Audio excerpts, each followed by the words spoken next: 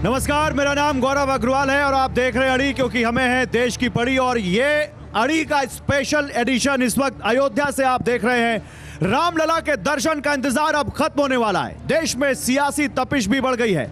असम से राहुल गांधी की एक तस्वीर आई जिसमें उनकी नाव पर तुलसी का पौधा, तिरंगा और बजरंग बली का झंडा नजर आया। सवाल उठने लगे कि क्या राहुल भी अब इस दिशा की तरफ आगे बढ़ रहे हैं, जबकि बीजेपी ने राममय माहौल पहले से ही बना रखा है, और वो भी पूरे देश में। इंडिया के दूसरे दल भी राम के शरण में प्राण प्रतिष्ठा समारोह के बाद जाना चाहते हैं। आखिर क्या वजह है? इसीलिए आज हम चर्चा करेंगे, जो राम को लाए हैं वही 24 में आएंगे, यानी राम ही 2024 का बेड़ा पार करेंगे।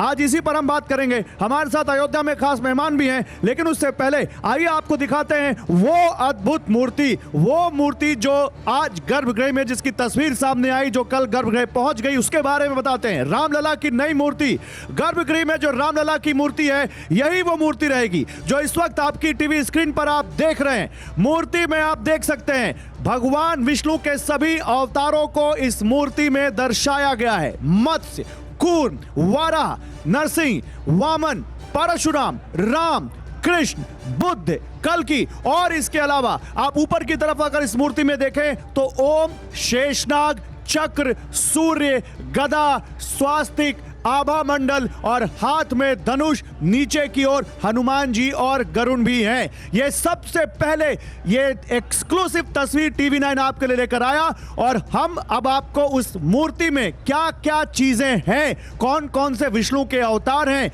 हिंदू धर्म के, सनातन धर्म के कौन कौन से प्रतीक हैं, ये सब हम बता रहे हैं। ये अरुण योगी राज की बनाई हुई 51 इंच की मूर्ति अब गर्भगृह तो पहुंच गई है। प्राण प्रतिष्ठा 22 तारीख को होनी है। देश में इस वक्त राममय माहौल है। राजनीतिक पंडित राम को 2024 की जीत की कुंजी मान रहे हैं। इसलिए यह समझना जरूरी है कि आखिर मोदी और राहुल का धर्म बल कितना है। अगर हम 2014 से अब प्रधानमंत्री के धार्मिक यात्राओं का आंकड़ा देखें तो करीब करीब 152 धार्मिक यात्राएं मोदी ने की हैं, जबकि राहुल गांधी ने 2014 से अब तक 67 धार्मिक यात्राएं की हैं। सवाल यह है कि धार्मिक यात्राएं तो सब कर रहे हैं, लेकिन जो राम को लाए हैं, क्या वही 2024 में आएंगे? आलोक अवस्थी, प्रवक्ता बीजेपी, विजय शंकर तिवारी, प्रवक्ता VHP, और संगीत रागी हमारे साथ, पॉलिटिकल एनालिस्ट राजेश जोशी इस वक्त हमारे साथ हैं। इस वक्त आप देख सकते हैं वरिष्ठ पत्रकार, और हमारे साथ शरद शुक्ला है, कांग्रेस के नेता, इस वक्त इस पैनल में। आप सभी का बहुत स्वागत है। सबसे पहले शुरुआत आलोक जी आपसे। जो राम को लाए 2024 में वही आएंगे? जो राम का नहीं वो किसी के काम का नहीं, स्पष्ट रूप से कहना है। राम तो सबके हैं, काकड़ में है, जग के राम है, लेकिन जिन्होंने राम को छोड़ दिया तो ये इससे बड़ा दुर्भाग्य की बात क्या है। इतना अच्छा मौका मिला था, विपक्ष के नेताओं को इज्जत से बुलाया गया था, सम्मान से बुलाया गया था, लेकिन उन्होंने क्या किया? उन्होंने तिरस्कार किया। उन्होंने कहा कि जो राम से हमने जो रखा था हम उसी पर रहेंगे। जीते जी जब तक उनका बस चला, राम मंदिर पे उनका फैसला नहीं आने दिया। उनकी सरकारों ने विरोध किया, लटकाया, भटकाया, अटकाया, और अब जब संविधान पीठ के द्वारा निर्णय आ गया, वब से राम मंदिर बन रहा है सुप्रीम कोर्ट के निर्णय के बाद। उसके बाद भी राम से दूरी स्पष्ट रूप से दिखती है। तो मैंने स्पष्ट रूप से कहना है, जो राम का नहीं वो किसी काम का नहीं। 2 लोकसभा चुनावों में आप देख चुके, 2014 का चुनाव हो या 2019 का चुनाव। मतलब आप ये कह रहे हैं ना कि राम ही आपकी नैया पार लगाएंगे 24 में? राम सबके नैया पार लगाते हैं, जग के नाता है, उनको तारणहार है। तारक मंत्र के रूप में भगवान शंकर राम नाम ही देते हैं। ठीक है, उसमें हमारा कहना है कि जो राम को बीजेपी कह रही है कि 2024 में राम ही वो मुद्दा होगा जिस पर वो जीत की गारंटी जिसको मान रहे हैं। जनता पार्टी के नेता नरेंद्र मोदी जी हो या हमारे प्रदेश के मुख्यमंत्री योगी जी हो, सब राम के सेवक, सब राम के सेवक हैं। शरद शुक्ला, ये राम के सेवक हैं। राहुल गांधी आज हनुमान के सेवक बन गए। उनकी नाव पर हनुमान की ध्वजा, और वो खुद गदा लेकर हनुमान का चेहरा मुखौटा लगाकर आज दिखे असम में। यानी दबाव क्या राहुल गांधी पर भी है अपने आप को सनातनी साबित करने का? आपको जय सिया राम, मैं अयोध्या से ही हूँ। जय सिया राम, बहुत स्वागत करता हूँ। आपने कहा कि ये राहुल गांधी जी के बोट पर तुलसी का पौधा, हनुमान जी का झंडा और हनुमान जी का एक मुखौटा। देखिए ये देश कितनी नफरत में आ गया है बीजेपी के राज में, कि अगर कहीं तुलसी का पौधा दिख रहा है तो राजनीति का विषय बनाया जा रहा है।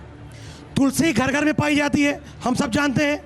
झंडा पूरे कहीं घूम लिया हनुमान जी का मिल जाएगा, लेकिन जब वो कहीं दिखता है राहुल गांधी जी के साथ या किसी राजनीतिक दल के साथ, तो ऐसा क्यों माहौल बना दिया गया है?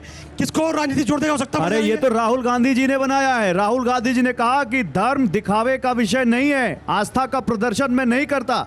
हनुमान जी हमारे साथ यहाँ डिबेट में भी बैठे हैं। तो वही तो मैं कह रहा मैं हूँ। ये कह रहा हूं कि यहाँ पर राहुल गांधी जिसको कहते हैं दिखावे का विषय नहीं है, वो झंडा वो दिखाते हैं अपनी नाव पर भी। आपको ये क्या लगता है? तो नहीं, और वो गदा लेकर वहां पर मुखौटा भी लगाते हैं हनुमान जी का। आपको क्या लगता है जिस झंडे पर राहुल गांधी जाए, अगर वहां झंडा लगा हो उसको उतार दें हनुमान जी का झंडा, तो फिर आप और मुद्दा बनाइए उसके बाद। फिर आप तो यही चाहते हैं ना, लगाएं तब गलत है, ना लगाएं तब गलत है। आप चाहते क्या है भाई? आप बताइए विजय शंकर जी चाहते क्या है? लगाए तो भी गलत है, ना लगाए तो भी गलत है। आपकी आस्था आस्था, उनकी आस्था राजनीति। नहीं, ये सबको समझ में आता है कि जब आप क्रिश्चियन की गलियों से निकलते हैं, वहाँ बीच में अगर कहीं मंदिर मिलते हैं तो उस मंदिरों को आप नमस्कार थोड़ा करना, तेज बोलिए, प्रणाम आवाज करना कम आ भी- रही। प्रणाम करना भी आपको उचित नहीं लगता है। हाँ। कहीं मुस्लिम मोहल्ले से निकलते हैं, वहाँ कहीं मंदिर मिल जाए तो केवल मस्जिद में जाएंगे, उसमें नहीं जाएंगे। तो ये कभी कभी क्या क्या असली फसली वाला ज़्यादा विषय है, और चूंकि उनकी विश्वसनीयता नहीं है, कौन उनकी सा विषय है? प्रामाणिकता कौन नहीं सा है, विषय? उनकी क्रेडिबिलिटी नहीं है। किस चीज का विषय है? हैं? आपने बोला कोई विषय है, किस चीज का विषय है? नहीं, मैंने कहा उनकी क्रेडिबिलिटी नहीं है।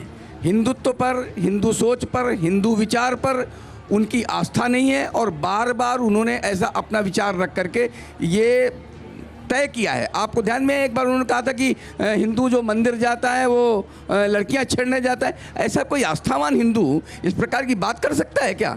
तो वो उनकी क्रेडिबिलिटी समाप्त है, उनकी प्रामाणिकता समाप्त है। इसलिए कुछ भी करें, ये बड़ी असली लाइन है। फसली बन करके। ये बड़ी लाइन है राजेश जी।